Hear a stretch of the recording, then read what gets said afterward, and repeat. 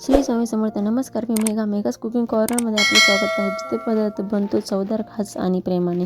आज आपण बनवणार आहोत एकदम सोपी रेसिपी, ती म्हणजे दाल तडका व जिरा राईस. तर चला मग रेसिपीला सुरुवात करण्याअगोदर चॅनलला सबस्क्राईब करा, व्हिडिओला लाईक करा आणि जास्तीत जास्त लोकांपर्यंत शेअर करायला विसरू नका. आणि प्लीज माझ्या चॅनलला सपोर्ट करा. तर ना मी 1.5 वाटी तुरीची डाळ घेतलेली, ती स्वच्छ अशी धुवून घेतली आणि ना कुकरमध्ये तेल टाकलं. त्याच्यामध्ये आपण हळद टाकली. हळद कधीही शिजवून घ्यायची, कच्ची हळद वरून टाकायची आणि पाण्यामध्ये. तर ना हे हळद शिजवून घेतली. त्याच्यामध्ये आपण जी डाळ आपण धुतलेली ती डाळ टाकून द्यायची आणि हे ना मिक्स करून घ्यायची. मिक्स केली का त्याच्यामध्ये ना पाणी टाकून घ्यायचं. पाणी टाकून परतून घ्यायचं आणि पाणी टाकायचं, ते बी गरम पाणी टाकायचं आपल्याला, गार पाणी नाही टाकायचं.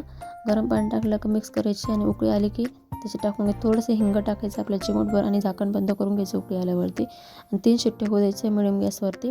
तर तडक्याची तयारी करते आम्ही.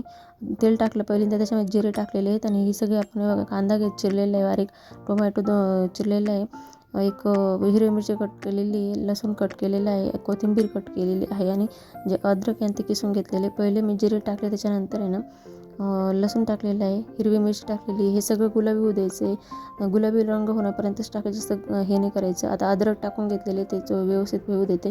लाल झालं त्याच्यानंतर कांदा टाकायचं. कांदा पण मस्त असं गुलाबी रंग येण्यापर्यंत परतून घ्यायचं आहे आपल्याला. आणि त्याच्यानंतर आपल्याला टोमॅटो टाकायचं आहे. टोमॅटो पण आहे ना टाकला का तो पण व्यवस्थित छान असं परतून घ्यायचं आहे. आणि थोडीशी कोथिंबीर आपल्याला फोडणीमध्ये टाकायची. ते फोडणीमध्ये आपण कोथिंबीर टाकली तर काय चांगली टेस्ट येते. कुठलीही भाजी राहते त्याच्यामध्ये ना कोथिंबीर टाकायची फोडणीमध्ये, खूप मस्त टेस्ट येते. आता हे छान परतून घेते. आणि थोडंसं नरम होण्यासाठी ना नॉर्मल मीठ टाकायचं, टोमॅटो असं नरम होण्यासाठी. आणि छान असं नरम झालेले कांदा टोमॅटो मस्त छान परतून झालेले. 1 चमचा आहे ना मी 1.5 चमचा आपलं हे लाल तिखट टाकलं, अर्धा चमचा हळद टाकली, थोडंसं सांबार मसाला टाकलेला आहे. आणि हे जे वरण शिजलेलं आहे तुम्ही बघू शकता किती छान वरण शिजलेलं आहे. हे टाकलं मी त्याच्यामध्ये आणि थोडंसं कुकरमध्ये पाणी टाकून घेतलं. आपल्याला जसे पातळ घट्ट पाहिजे तसं करून घ्यायचं, जशी कन्सिस्टन्सी पाहिजे. तर मी ना तडक्यासाठी ना पॅनमध्ये तेल टाकलं, जिरे आणि कट केलेलं लसूण टाकलं, त्याच्यामध्ये 2 लाल मिरची टाकलेले आहेत आणि थोडंसं हिंग टाकलेलं आहे आणि 1 चमचाभर लाल तिखट टाकलेलं आहे. ते हे आणि मस्त छान असं तडका द्यायचा. इतकं छान होतं ना हे वरण, तुम्ही नक्कीच ट्राय करून बघा. हे बघा आपलं वरण रेडी आहे. आणि त्याच्यामध्ये मी चवीनुसार मीठ टाकलेलं होतं, ते दाखवण्याचं लक्षात नाही राहिलं.